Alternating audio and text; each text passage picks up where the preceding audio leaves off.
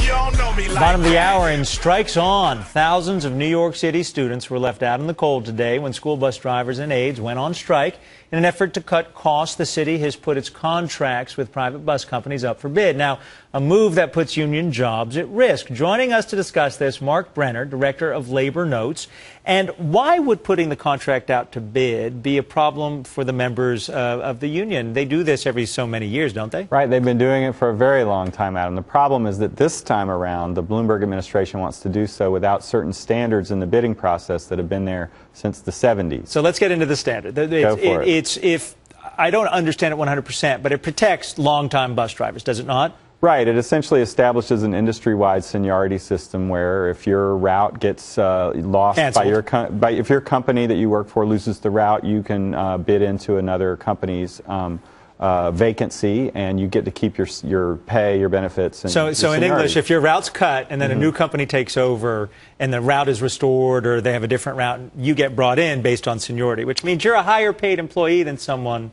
Exactly. So it rewards stability and longevity. It keeps a much more stable workforce than what you'd have otherwise. But as a taxpayer, it costs me more money. I mean, the whole point of bidding the contract is to get the lower costs. We're spending, I think the metric is $1.1 billion on these transportation costs, whereas 30 years ago, we were spending $100 million. So don't you want to control the cost? Wouldn't you want to go with the less expensive driver? Well, I would want to bring it in-house anyway, because I think in the long run it would be better for the city if the city provided this service. I believe in a strong public sector, and I think that you see these kind of problems when you go for outsourcing. But given that we're in an outsourcing world, I think that the minimum thing you can do is actually try and make sure that you're creating decent jobs when you're using your taxpayer dollars, to get city services. Now, the city's using an explanation as to why they have to, don't blame us, because there was a court ruling. Was it last year? I don't understand this ruling. What is this ruling? How does this play into it? Well, the city, the Department of Education took over similar bus services for early education, pre-K programs that were formerly being done by the Department of Transportation. They tried to use the same program. Some of the bus companies sued, and they took them to court. And at the time, the Department of Education defended the standards for its bidding practices and said this is really important for all the reasons I said. The court ruled against them, so now they're saying, hey, our hands are tied. Now, this is the Bloomberg administration. Right, saying that the court ruling said, if I understand it, you can't put those protections in there. Right? Right, for those bus services. So, there's a dispute between the union and the Department of Education about whether this set of bus contracts are similarly preempted from using these provisions.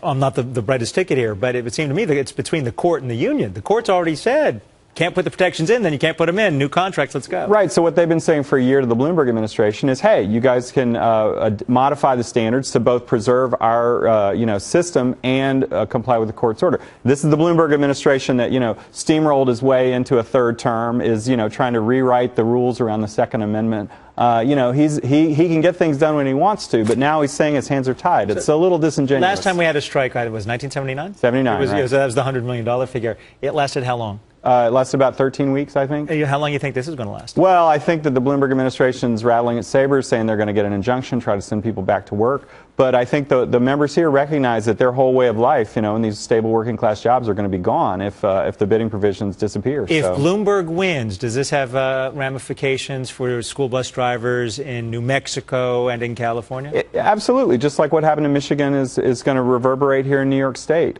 with the right to work passage there. I mean, what happens to labor anywhere is has implications for labor everywhere. So that's why we're very concerned about it. All right, Mark Brenner from Labor Notes. We appreciate your being here. Melissa will be back next time. She's a more fun interview. No, this is great. Thanks for having me, Adam. Thank you. You have a good evening. Next